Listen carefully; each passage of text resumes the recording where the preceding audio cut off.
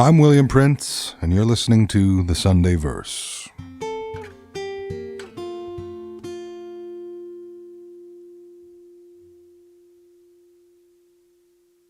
So, William, you've titled this episode Fisher Bay, Manitoba. Can you just paint me a picture of Fisher Bay?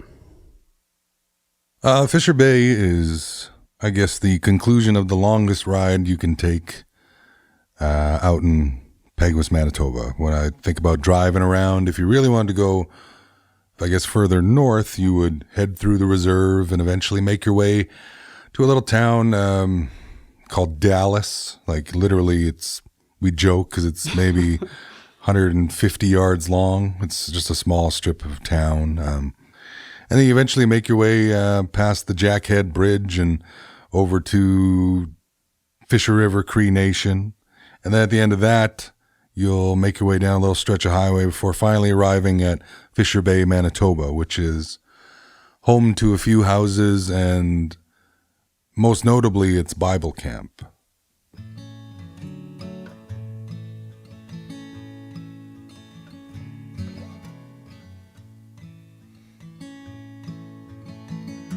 Fisher Bay Bible Camp was there for parents to send their kids to, and you kind of get a week of faith. I think they bring in different camp counselors. It was children from the reserve.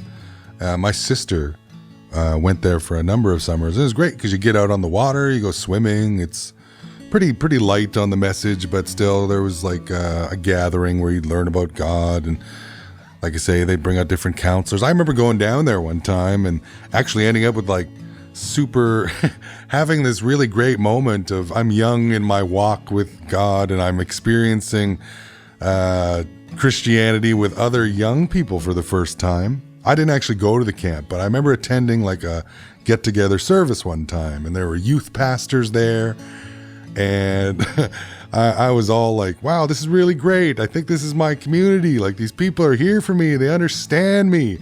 And then I was going to be pen pals with one of these guys that was like the youth thing. And then I remember I got home from that night and I wrote a letter that night, like so excited to have correspondence with this person. Like, you know, we just had that great night rocking out for Jesus, and, you know, like it's all this stuff. And then I never hear from the guy, and it just crushes your faith.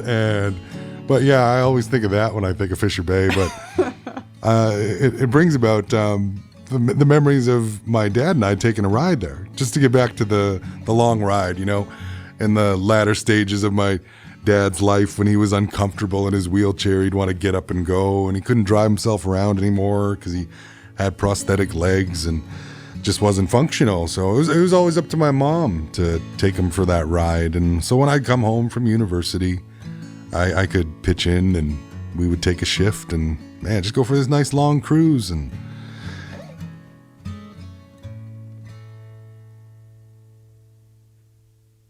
you know, I paint Fisher Bay as this holy place that stares out into the vast Lake Winnipeg. You know, you could walk into this water and be born again. But the truth is, you know, the whole song, Gospel First Nation, was brought about on a trip down there when my dad was really, I guess, together in his mind still, and we were having good talks, and I looked down on the ground and I noticed a small drug baggie, you know, a little bag for somebody's cocaine or whatever substance or weed that it was.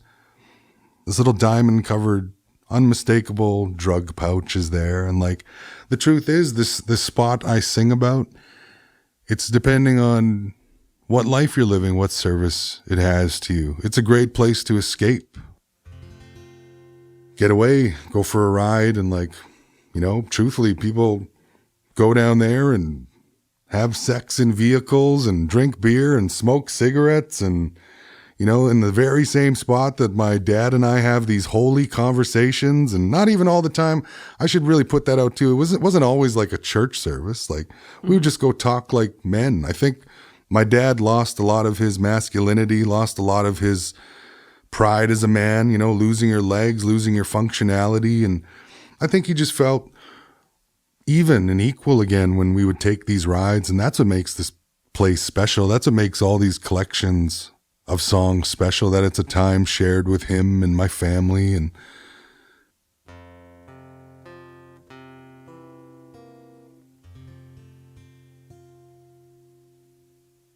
so in this episode, we're going to be playing a song that was written by your father. Yeah, he wrote a song, I think. When I think about the content of it,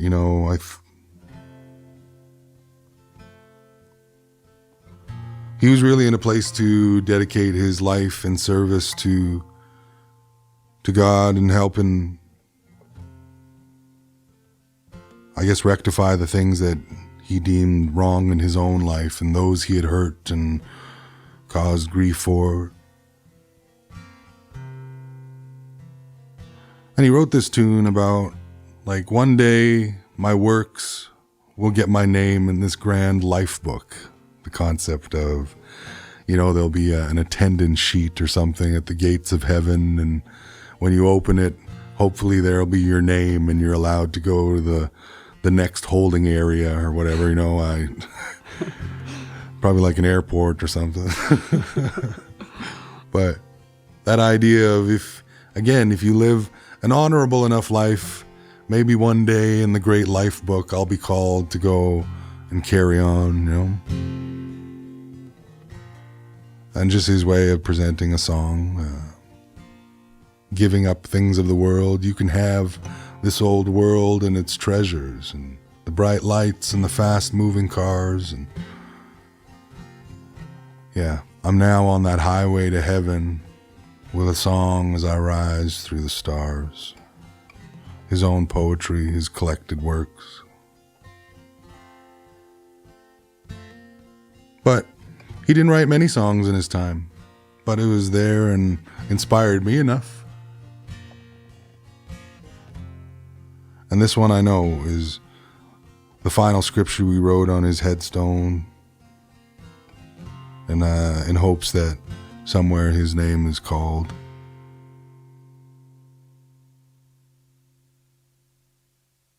It's on his headstone.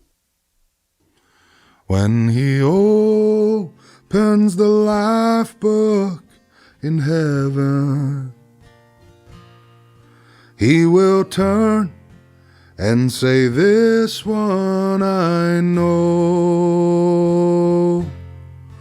When he opens the life book in heaven, he will turn and say, "This one I know."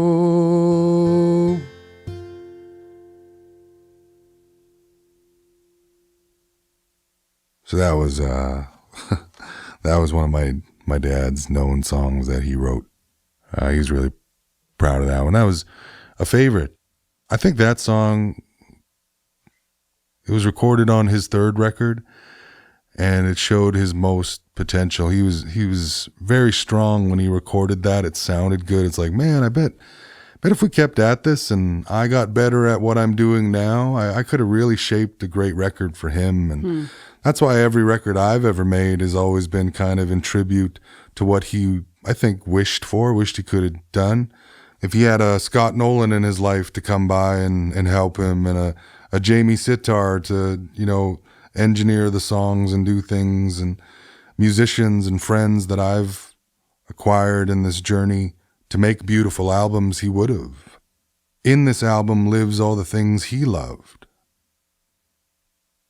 I think it's really beautiful that you recorded one of your dad's songs for this record, and coupled with the song that you've included that you wrote as a teenager, it really feels like this album covers many eras. You know what else is interesting about this record?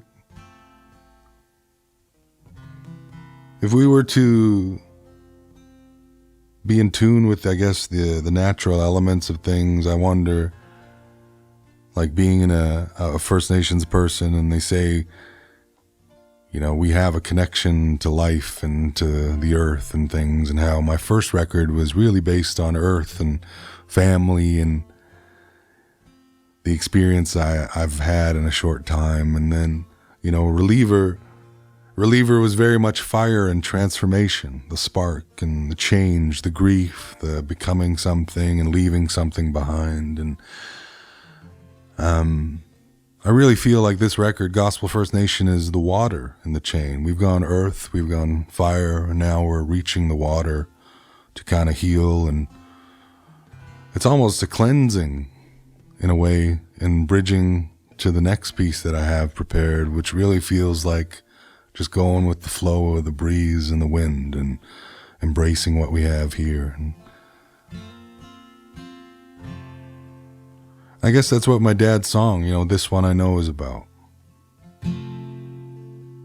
Just as you're walking through this life and the challenges it brings, don't let your heart turn, and keep you in a place where you can find your name honorably in some life book after the fact. That's a motivating factor. And I believe now in morality and the sense of just being a good person, treating people with love, respect, kindness. And in whatever way my own name will be called in a time to come.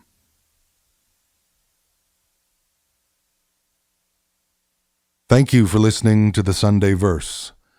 From my album Gospel First Nation, this is This One I Know.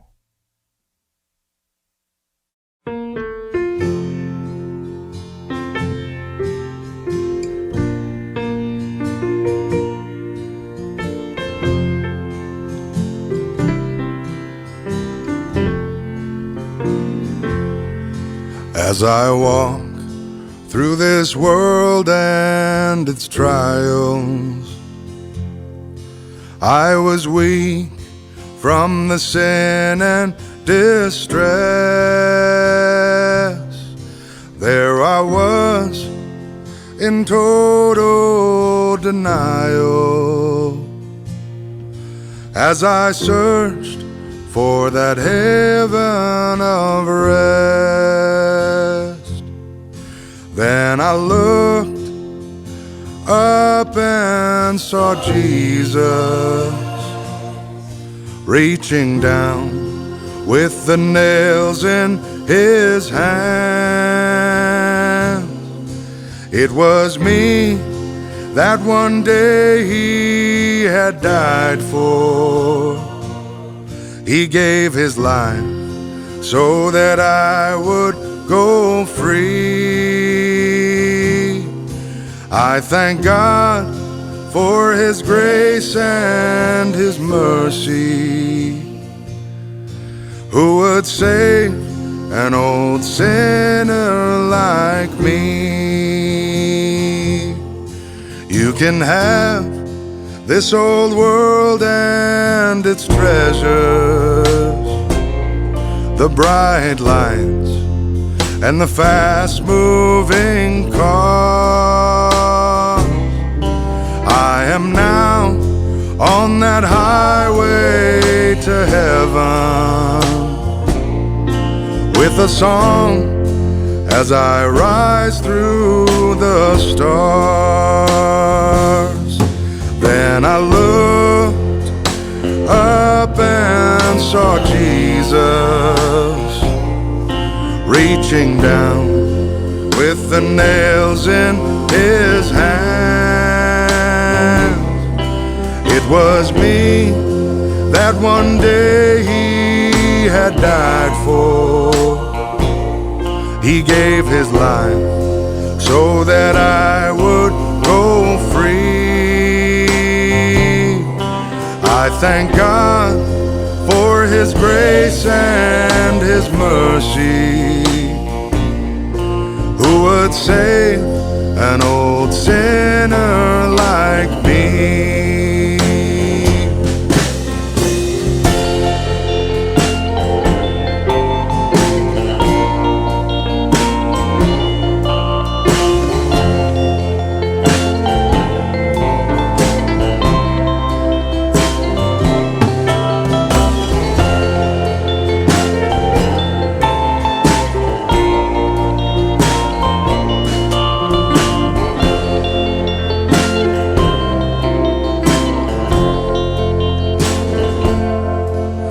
By the river of life I've been planted, and I know we must reap what we sow. There are things in this world I've been granted, with the hills and the valleys so low. When he opens the life book in heaven, he will turn and say, this one I know. When he opens the life book in heaven, he will turn and say, this one I know.